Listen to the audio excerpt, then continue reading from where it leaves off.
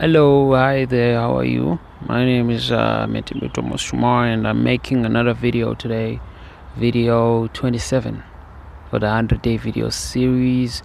Couldn't make a video yesterday, but then that's not the end of the world. So here we are again. So today I wanted to explore an interesting topic, which is about like mentorships and information extraction techniques. Yes, quite a mouthful, I know, but then it's what I prefer to call it right now.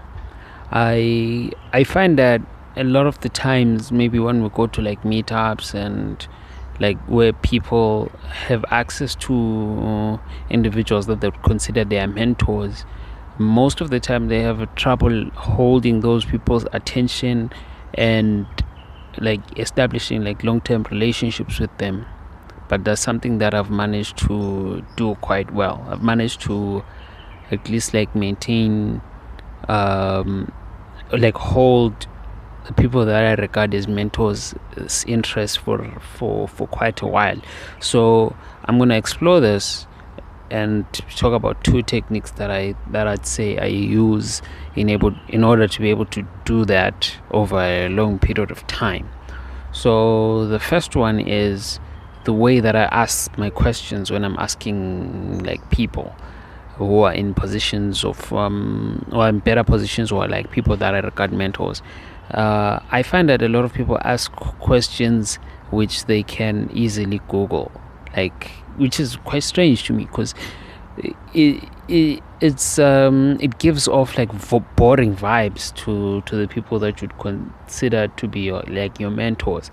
You want to ask questions from them that that they're not drawing from, like their knowledge of something that they could read somewhere or something that they went to school to do. You want to ask questions that will draw from their life experience, because I think that those are the lessons in like that you how can I say I think those are the lessons that you learn from the most, like the lessons that you learn through experience.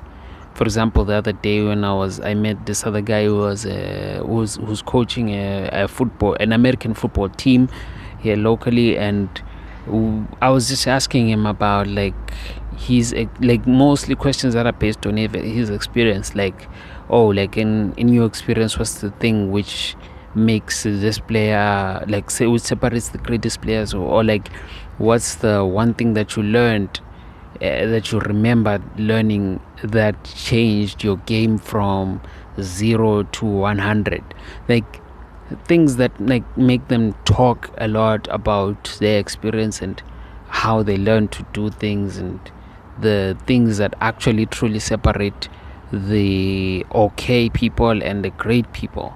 And I find like those are the questions that get them to talk the most, and that's the situation in which you want to find yourself in. If you are meeting with people that you regard as your mentors, you want them to be talking and you to be listening. And if like no one that I know of doesn't like talking about themselves, talking about the things that they've done and seen. So you should formulate your questions such that they're drawing from their own experience, so that they can be talking about themselves and the things that they've done. And then the second technique is through acting. You go out in the world, you pursue the things that you're pursuing, so that when you do get a chance to meet the people that you regard as mentors and all of those great people, you're not talking to them about ideas that you have. You're not talking to them about plans that you're thinking of or concepts. You're talking to them about stuff that's on the ground, like problems that they can actively like engage with, because people who like doing things like people who do things. I'm the same way too. I gravitate to a lot towards people who are more action oriented than like concept oriented, like idea oriented. No, I like to do stuff, so I like people who like doing stuff. That's why I when the people that I look up to, most of them, they start things, they experiment and all of that stuff. So it's probably easier for me like to start on my journey and work on what I'm working on, and then when I'm hitting them up, I'm like, oh yeah, I'm working on this thing, I have this problem. When you were doing your thing, did you ever have such a similar problem, and what did you do about it? Like that stuff I find really like tends to hold people's attention for much longer. Anyways, still got a bunch of shit to do today, so I think I'm gonna call it a video 27. Sorry I missed the video yesterday. Gonna upload to make up for that. Bye bye.